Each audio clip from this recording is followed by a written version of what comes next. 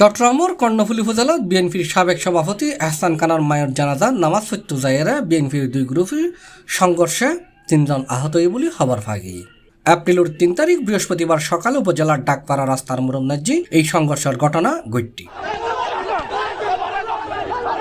স্থানীয় সূত্রে জানা গিয়ে সকালে বিএনপির সাবেক সভাপতির মার জানাজার নামাজ পড়তে আসছিল বিএনপির শীর্ষ নেতা। জানাজার নামাজ শেষে রাস্তার মোড়ে এক পক্ষ দেশীয় অস্ত্র লয়ে তিয়ে থাকলে অন্য পক্ষের লগে সংঘর্ষ লাগে।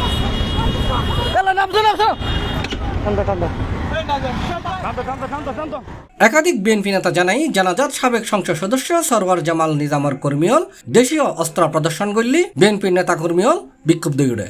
এই সমন্বয়ে উভয় পক্ষের মাঝে সংঘর্ষ সৃষ্টি হয়। 2018 নির্বাচনে এই বিএনপির যে সাইনবোর্ড ব্যবহার করে নির্বাচিত হয়েছেন এমপি হয়েছেন সে আমাদের আনোয়ারা কর্ণফুলীর সরওয়ার জামাল নিজাম রাজনৈতিকভাবে কতটুকু দেউলিয়া হয়ে গেলে আজকে বোঝা যায় উনি দলীয় ক্যাডারদেরকে নিয়ে সশস্ত্রভাবে আজকে একটা জানাজায় অংশগ্রহণ করে। উনার যদি বিন্দু মাত্র দলীয় নেতা কর্মীদের প্রতি সহনশীলতা থাকতো উনি আজকে আওয়ামী ছত্রছায়ায় আওয়ামী লীগের দূষকদেরকে নিয়ে উনি গাড়ি বহর নিয়ে সশস্ত্র হামলা করতে পারত না। আমার বন্ধু সন্ত্রাসীদের এই কালো হাত আমাদেরকে ভেঙে দিতে হবে। কর্ণফুলী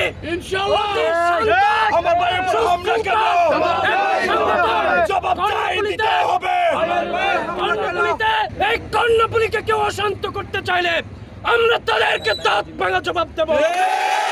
আর এই সংঘর্ষের খবর ছড়াই পড়লি তৎক্ষণাৎভাবে আনোয়ার এবং কর্ণফুলী বিএনপির নেতা কর্মী হলে প্রতিবাদ মিছিল বাইর করছে এবং জানাজা শেষে দেশীয় অস্ত্র লই বিশৃঙ্খলাকারী এবং হামলাকারী হলের বিচারের দাবি জানাই বিএনপির নেতা কর্মী।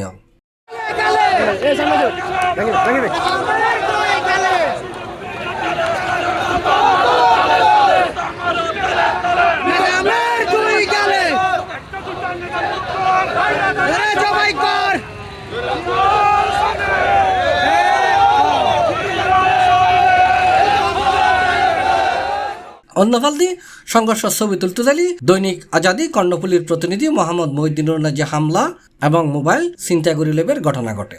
সাংবাদিকলরুর হামলার তীব্র নিন্দা এবং প্রতিবাদ জানাই আনোয়ারা কর্ণফুলীর কর্মরত সাংবাদিক।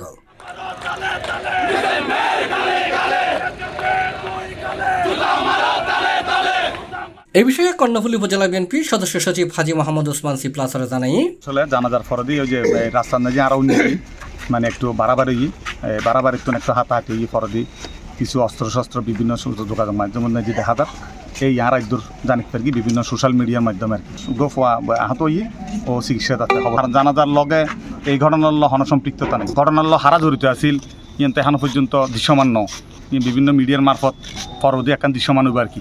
সাংগঠনিক যদি আর দলতন যদি ঘটনার যদি অনেকে যদি সম্পৃক্ততা হয় তাছাড়া পেছার পরে অবশ্যই আর দলের আর হাইকমান্ড আছে আর জেলা কমিটি আছে এবার আর কেন্দ্রীয় কমিটি আছে তারা আলাপ আলোচনা করে আর সাংগঠনিক ব্যবস্থা অবশ্যই তো আর দলের পক্ষ তো আর লইব।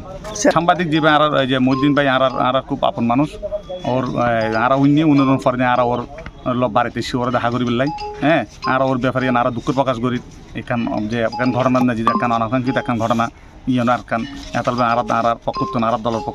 দুঃখ প্রকাশ করি। আর ঘটনা সম্পর্কে জানতে চাইলে কর্ণফুলী থানার অফিসার ইনচার্জ মোহাম্মদ শরীফ সি প্লাসের মুঠোফোনে জানাই সংঘর্ষ হয়েছে আমরা গেছি আমাদের পরিস্থিতি নিয়ন্ত্রণ আছে অভিযোগ দেওয়ার পরিপ্রেক্ষিতে মামলা হবে ভাই আইনগত ব্যবস্থা নিতে চাইলে আমরা অবশ্যই নিই।